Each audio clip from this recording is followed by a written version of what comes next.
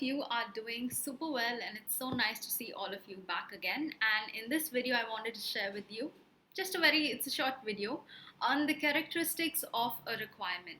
So, this might sound very basic, but I really feel that it's super important that every business analyst keeps tracking a requirement and see if it's you know abiding with the characteristics of a requirement, because many a times with changes of a requirement and over time the quality of a requirement tends to decrease, and that's something that we really need to make sure of. So that's what I'll be taking in this video, and this information is taken from the BABOK guide. So without any delay, let's get into it. So the very first one is atomic. So a requirement needs to be atomic, which means that it needs to be self-contained.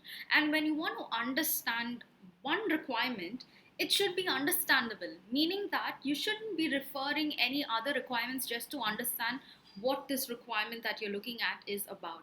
So it needs to be self-contained and independent of other requirements in terms of understanding what a requirement is.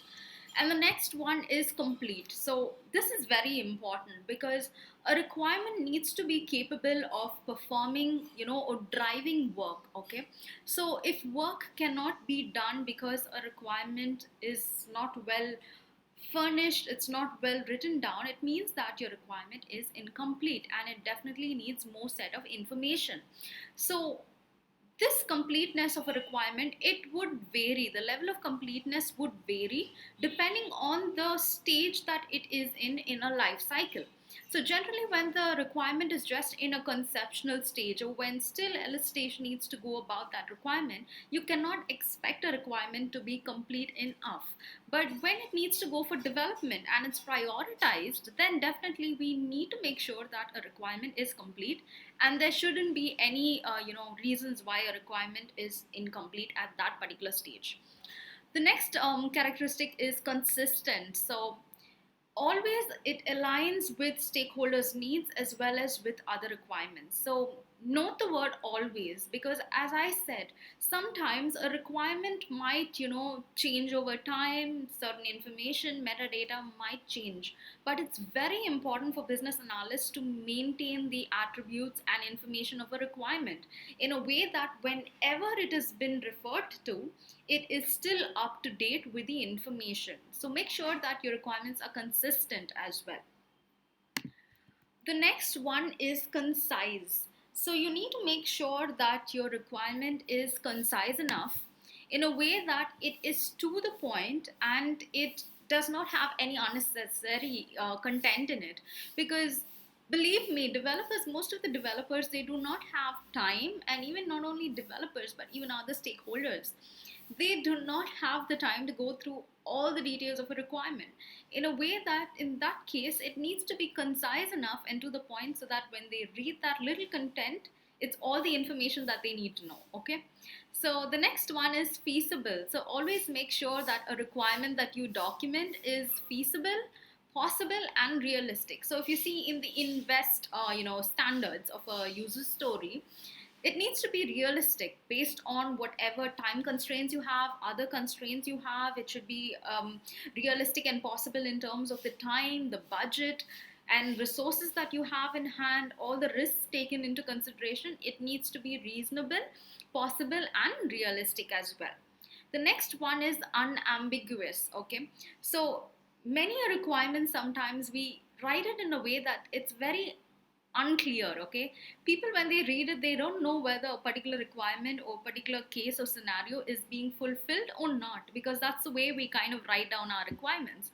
So always make sure that when you document your requirements, you're clearly calling out the scope of that requirement, the items that are in scope and what exactly is out of scope, in a way that it becomes very clear and you avoid any unambiguous situations.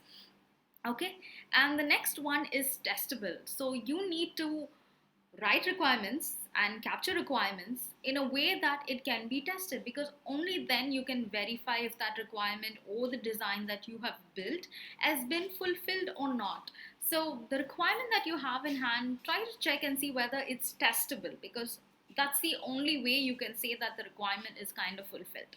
Okay, and The last two is a requirement should be prioritized. Now, why I say that a requirement needs to be prioritized?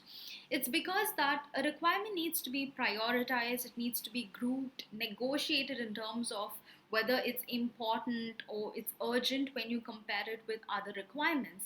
The reason why is because for several reasons. One is the stakeholders, they will be able to, kind of understand why you have taken up a requirement, and based on the priority or the impact it's being created or the urgency, they would be able to understand it. So they would be able to understand it only when you prioritize. And the second benefit is it's not only for stakeholders and for clients, but it's even important for your team to understand what is the priority of a requirement, and you would be able to plan for taking in that requirement into development. That's planning your sprints or your iterations. And even if you need to connect with clients and kind of understand what is the priority or justify why you're kind of looking to take up a particular requirement in a next phase or release, all this would help you to justify that. And the last one is understandable. It might be, seem very simple, but I feel that this is super, super important. Why? Because most of the time our requirements are from the system's perspective, but I really feel it's so helpful and useful when I'm able to put down my requirements as a user story, and in a way that it's understandable by everyone on the team. It's understandable for non-technical people as well as for technical people.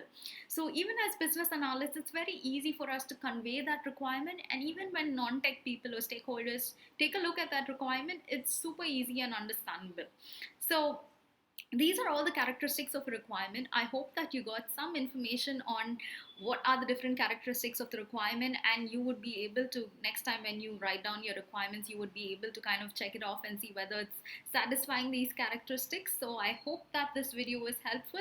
If you like this video, please do give this video a thumbs up. If you haven't subscribed, please do subscribe to this channel for more BA stuffs, and do share your feedbacks.